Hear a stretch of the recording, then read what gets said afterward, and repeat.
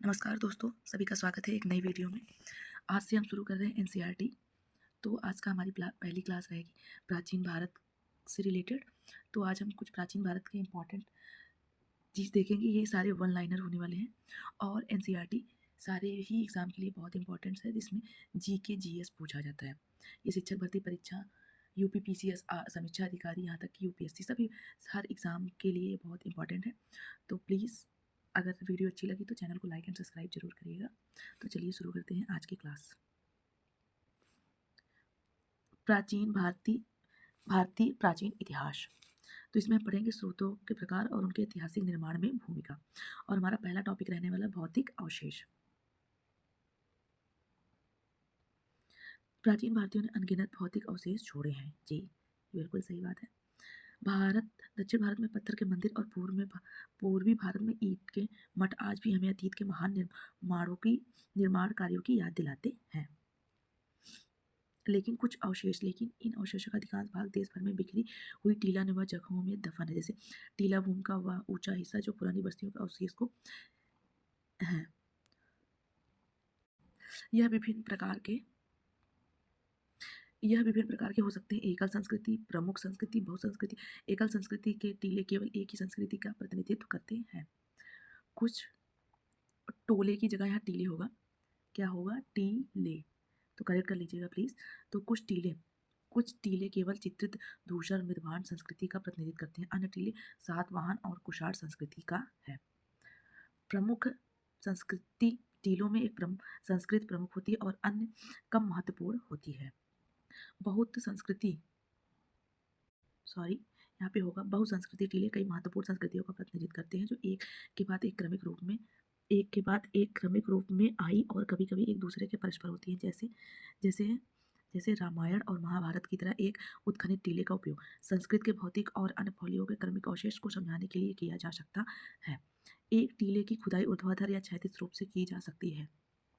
ऊर्ध्वाधर इतिहास थोड़ा बोरिंग लग सकता है, लेकिन ये वन लाइनर फैक्ट है जो बार बार एग्जाम में पूछे जाते हैं। तो प्लीज़ बहुत ही ध्यान से देखिएगा। ऊर्ध्वाधर खुदाई का मतलब है क्रमानुसार संस्कृतियों के क्रम की जानकारी प्राप्त करने के लिए ऊर्ध्वाधर खुदाई करना। इसे आमतौर पर खुदाई स्थल के एक हिस्से तक ही सीमित रखा जाता है।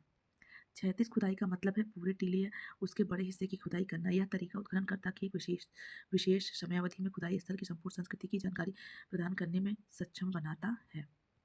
अब हम पढ़ते हैं पांडुलिपियाँ। इसके माध्यम से उन पुस्तकों की खोज की जाती है जो प्राचीन भारत में लिखी गई थी। अंग्रेजी में इसे मैन्युस्क्रिप्ट कहते हैं। क्योंकि हाथ से लिखी जाती है। यह शब्द लैटिन भाषा के मैनू से आया है। ये मैनू से आया है, जिसका अर्थ है हाथ। ये बहुत इंपॉर्टेंट हो जाता है। पांडुलिपियाँ आमतौर पर ताड़ के पत्तों पर या हिमालय में उगने वाले विशेष रूप से तैयार पेड़ की छाल पर लिखी जाती है, जिसे भोजपत्र भी कहा जाता था। ये पॉइंट बहुत इंपॉर्टेंट है कि पांडुलिपियाँ क्या होती हैं। तो पांडुलिपियाँ होती है ताड़ के पत्तों पर या हिमालय में उगने वाले पेड़ की छाल पे होती है। ताड़ के पत्तों की पन्नों के रूप में काटकर एक साथ बांधा जाता था, जिससे किताब बनाई जाती थी।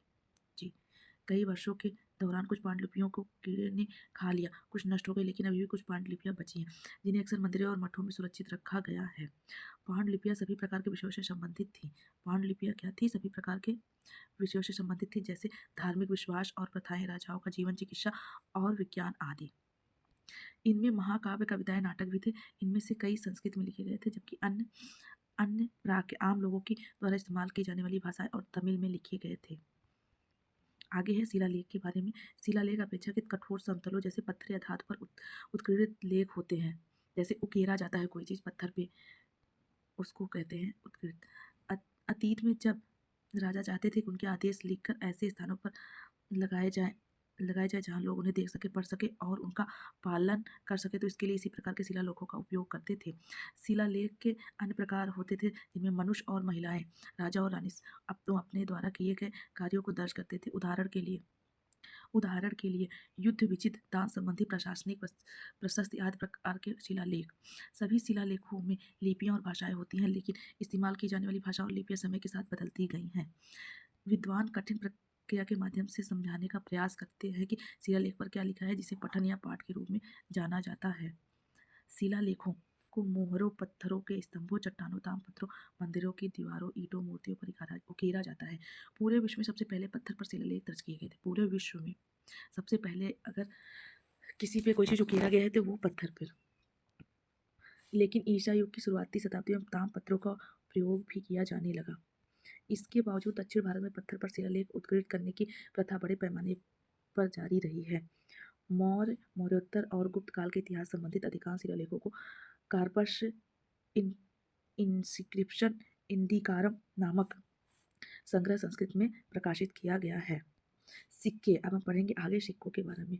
हालांकि सतह पर बहुत सारे सिक्के और शिलालेख पाए गए, लेकिन इनमें से कई उत्खनन करके निकाले गए हैं। सिक्कों के अध्ययन को मुद्रा शास्त्र या न्यूमिस्मेटिक्स कहा जाता है। मुद्रा शास्त्र न्यूमिस्मेटिक्स कहा जाता है। प्राचीन भारतीय मुद्रा कागज में के रूप में जारी नहीं की जाती थी, जैसा कि आजकल इस्तेमाल किया जा रहा है, बल्कि धातु के सिक्कों के रूप में जारी की जाती थी। प्राचीन सिक्के धातु से बने होते थे, जैसे तांबा, चांदी, सोना या सीसा। जली हुई मिट्टी से बने सिक्कों को सांचे की बड़ी संख्या में प्राप्त किए गए हैं। इनमें अधिकांश कुषाण काल के हैं। गुप्त काल के बाद इन सांचों का उपयोग लगभग समाप्त हो गया। साहित्य स्रोत, हालांकि प्राचीन भारत के लोग लगभग 2500 ईसा पूर्व से ही लेखन शैली से परिचित थे, लेकिन यहाँ से प्राप्त सबसे प्राचीन पांडुलिपि 4वीं शताब्दी ईसा पुरानी नहीं है और ये मध्य एशिया में पाई गई है। संगम साहित्य में लगभग 30,000 पांडुलिपियां हैं। ये बहुत इंपॉर्टेंट है। संगम साहित्य में लगभग 30,000 पंक्तियां हैं, जिन्हें एटू थोकै नामक संकलनकर्ताओं ने व्यवस्थित किया गया है संकलनों में व्यवस्थित किया गया है, जिन्हें एटू थोकै कहा जाता है। इन कविताओं के सैकड़ों समूहों में सम्मिलित किया गया है, जैसे पुराणानुरूप और अन्य। दो प्रमुख समूह हैं, पाथिनेनमेल कनकु और पट्टुपट्ट। पहले समूह को आमतौर पर बाद वाले की तुलना में पुराना माना जाता है, इसलिए इसे अधिक ऐतिहासिक महत्व का माना जाता है। संगम ग्रंथों में कई विवरण हैं, लेकिन वर्तमान में उन्हें शैली और अंतर्वस्तु के आधार पर स्थापित नहीं किया जा सकता है। जैसा कि बाद में दिखाया गया है, इन विवरणों का पता सामाजिक विकास के आधार पर लगाया जा सकता है। विदेशी विवरण, आगे हम पढ़ेंगे विदेशी विवरण। यूनानी लेखों ने सिकंदर महान के समकालीन सेंट्रोकोटस का उल्लेख किया, जिन्होंने 326 ईसा पूर्व में भारत पर आक्रमण किया। राजकुमार सेंट्रोकोटस की पहचान चंद्रगुप्त मौर्य से की जाती है, जिन्होंने राज्याभिषेक की तिथि 322 ईस्वी तय की गई है।